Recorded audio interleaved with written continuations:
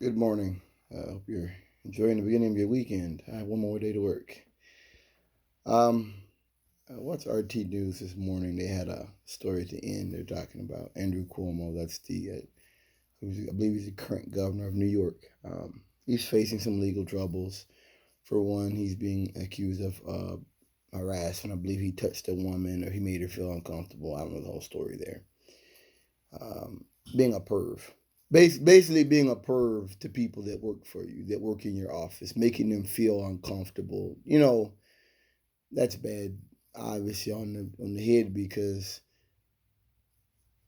if I don't let them touch me, I could lose my job, right? So the second thing, probably more important, it is more important, is the accusations that he put COVID infected people in nursing homes and may have killed 15,000 or 1,500, something like that. If so, it's a tragedy. On the show, they basically went into the point. That why do people still like Andrew Cuomo? Talk about this often, and it bears repeating here. It's like with Joe Biden. Americans were looking for a hero in COVID. Like I told my aunt, no, COVID wasn't that bad. COVID wasn't that bad. COVID was not disease X. It was nowhere close. It was not a Andromeda strain, nothing like that. This was never going to be something like that. I think that COVID is a sign of the times. I think that COVID was a stress test. And we failed.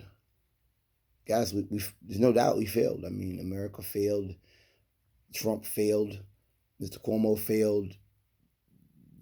Everything failed in the system. And I guess that's what bothers me about the end of this, that we're all just taking the masks off and going back to normal. Yes, people should go back to normal. Kids should go back to school. People should go back to living their lives, living their best lives.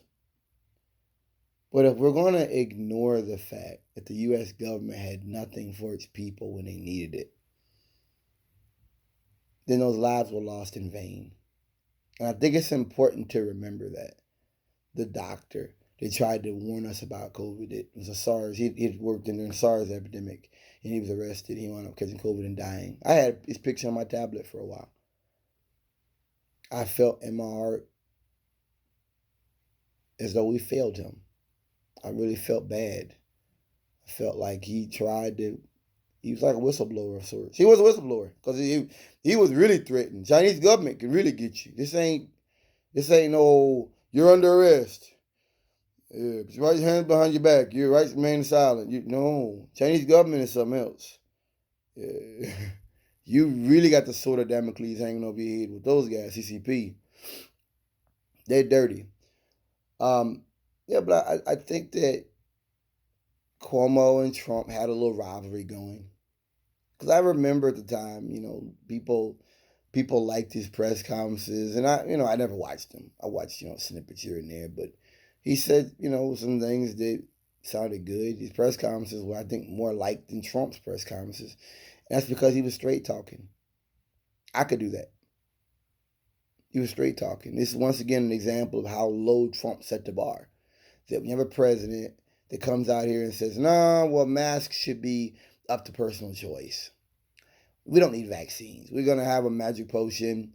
We're gonna have injected disinfectants you can just inject into the body and put UV light inside the body." And when you have a president that engages in such reckless conduct and reprehensible behavior for so long, and then you have a major disaster pop up where people don't know, hey, how is this thing spread? Give me the download, give me the information. I think a lot of people are like, yeah, I'm not listening to Trump. I've said this before. I think if you ask most Republicans, real talk, I'm not talking about you Trumpers. If you ask them, they will tell you Trump was never intended to be a doomsday president. Trump was never like Morgan Freeman in Deep Impact. That ain't Trump. Watch that movie. That ain't Trump. Trump is not the doomsday. Trump is not Kennedy and Khrushchev. He Trump is not the Kennedy that gave the speech about why we go to the moon. Trump enough to do the speech about the media, and talking about how he could not stifle dissent, but he also expects it. That when we make mistakes, we expect you to point them out when we make them, without debate, without criticism. No administration can succeed, and no republic can survive. That's why the Athenian lawmakers Solon decreed it a crime for any citizen to shrink from controversy. That's not Trump. That's not Trump. And I think that most Republicans knew that. And I think that COVID was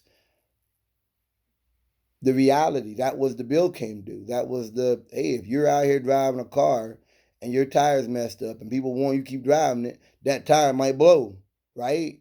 If you out here, doing stuff and you ain't, what I mean? You got to be smart. And that's what Trump was, a country that has not invested in its communities, a country that's not invested in public health the way it should have.